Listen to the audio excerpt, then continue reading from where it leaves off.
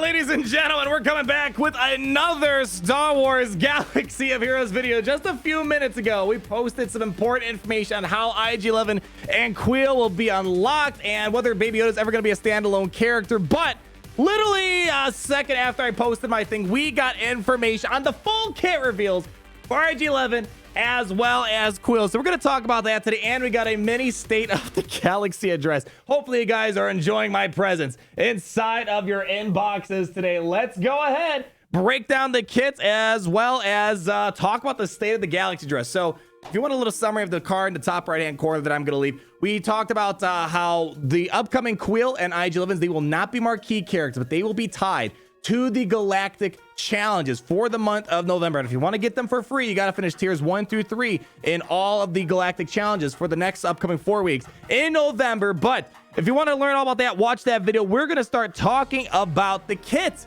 for Kuil as well as IG-11. But I want to point this out. There's a nice little State of the Galaxy address here. For the most part, we already broke down a majority of the stuff in our other video, but they gave us a little bit of background in regards to IG-11 and Kuil and their kits overall. But as we now have the full kit breakdowns in a moment here. But what I do want to point out is this right here. The 5th anniversary of Galaxy Heroes is coming up, and we're going to be having 240 characters in total in Galaxy of Heroes. And this anniversary, as they say, is a great moment for us to look back at how the game has evolved. We've already mentioned some bigger changes coming to the economy, but we also have some announcements regarding changes to the Galactic challenges. Stay tuned for next month's road ahead. I really want to know, what are they doing for the in-game economy? We talked about that actually a little bit in our stream today that we had for Galaxy of Heroes and doing our stuff. And I'm like, you know, there really needs to be some changes to the economy to help beginner players in Galaxy Heroes. I'm hoping they're going to nail that down. But let's move on over to Kuil as well as IG-11. I really want to talk about IG-11 first. That is the character I am most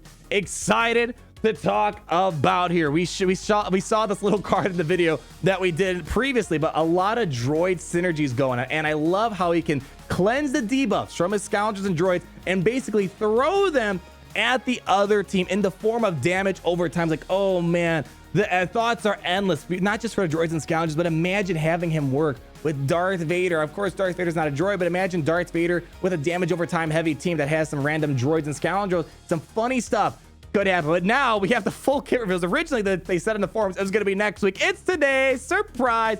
So here we go. Sensory Advance, and I'm loving the animations of what we have with IG-11. They look pretty clean. We'll see here. The polygons out of this world here. Deal physical damage to target and the weakest enemy. And if all enemies are debuffed, IG-11 recovers 20% protection. That's fantastic. A lot of protection recovery. As we saw here, he will have some taunting capabilities if Kuil is on the team because he's meant to nurse and protect. Moving on. Function, protect, cooldown of 3, and text says deal physical damage to all enemies and inflict tenacity down for 2 turns. And enemies with shock or damage over time are dealt physical damage a second time. Then IG-11 taunts for 2 turns. Oh man, this is looking a lot of fun. Tenacity down is incredibly powerful to make sure you're landing those debuffs as much as possible. So moving on, we got the protect protocol. What's the other one? Say it with me. To nurse droid protocol, cooldown of 3. Target ally recovers health equal to 30% of IG-11's max health. Again,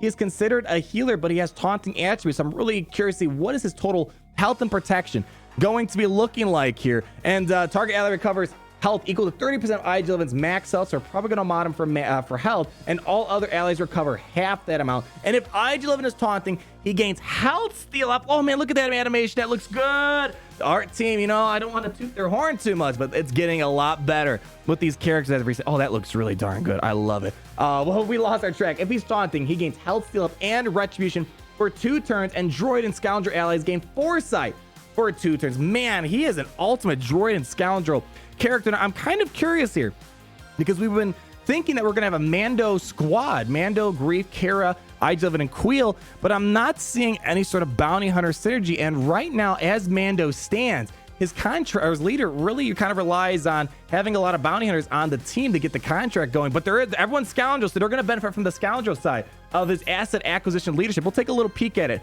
after we finish this kit right here. And then here we go. Only one Zeta. Fantastic. Only one Zetas that we have on this character. At the start of battle, IG-11 gains max protection equal to 20% of his max health. Again, further emphasizing we're probably going to want to mod this character for high health. And if Kuil's an ally, he gains 40% and gains taunt for 2 turns at the start of each encounter. Man, he is looking thick. And whenever another Scandroid droid ally attacks during an enemy turn, IG-11 assists, limit once per ally per turn.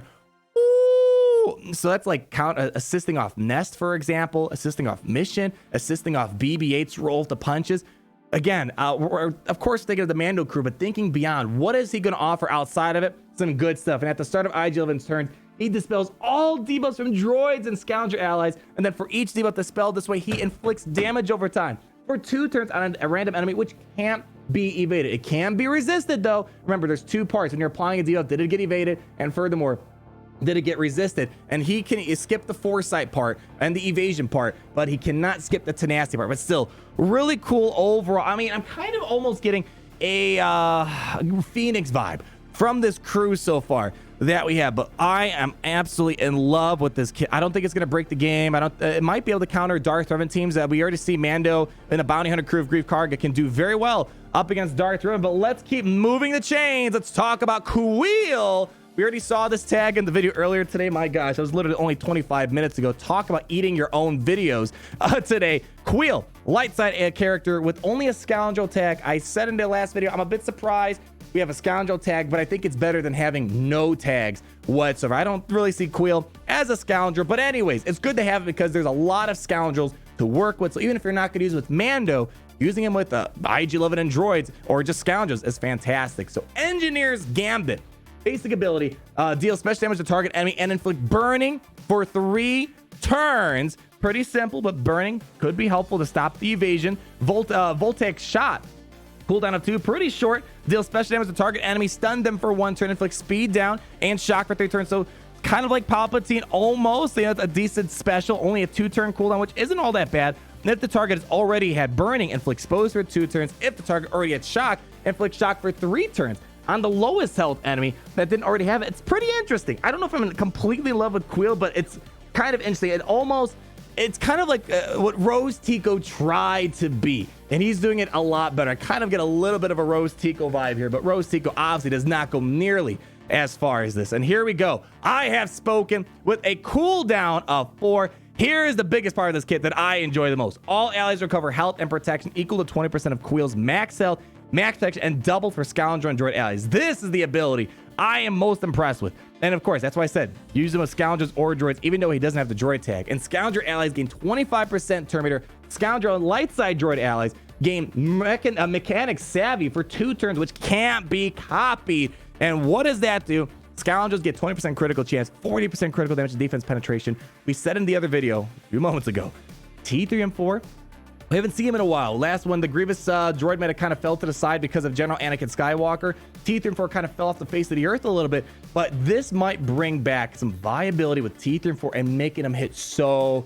dang hard. Droids are going to be heavy hitters, I'm thinking, and then droids get 40% offense, and if a droid has this buff when they're defeated, they are revived with 80% of their max on the protection. Think of it. You do HK47, IG-11, IG-88, or you gotta pull out IG-11. Let's try this again. Well, let's say you have, for example, HK47 lead for all the turn meter gains, IG-11, Kuil, BB, and then T3 and 4 in that last spot. I was trying to fit an IG-88. We can't fit him in because T3 and 4 is gonna put out the big damage.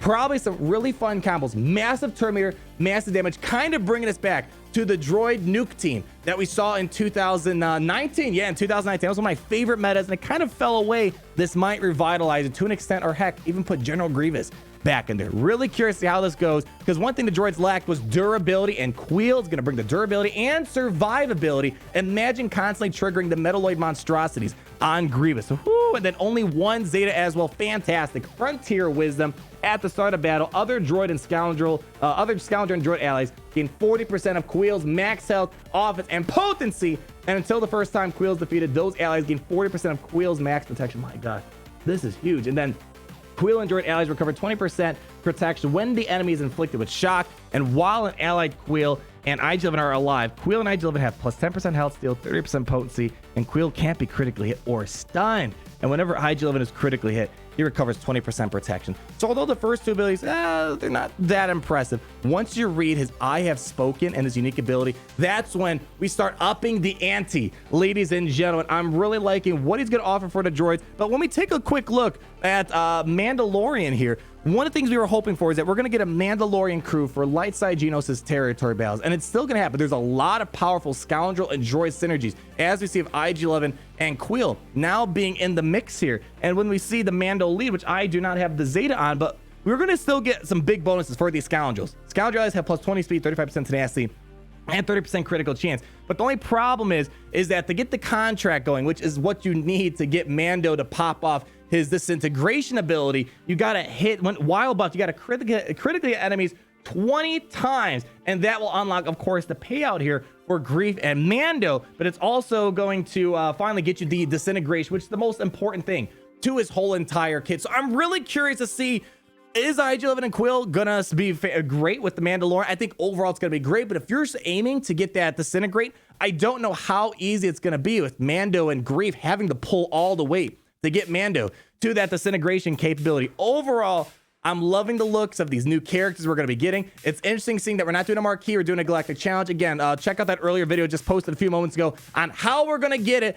Guys, I want to hear your thoughts down below. Today's a beautiful day. Mandalorian Season 2 came out, which I am absolutely pumped for. Lots of videos to make and lots of videos soon to come. And if you want to see these guys in full action, be sure to stay tuned on the channel so we can make sure you can see everything these guys can do out the gate. Like, comment down below on all your thoughts. Are you happy with these characters? And be sure to subscribe so you're not missing a thing. And as always, it's great to be in the Empire today.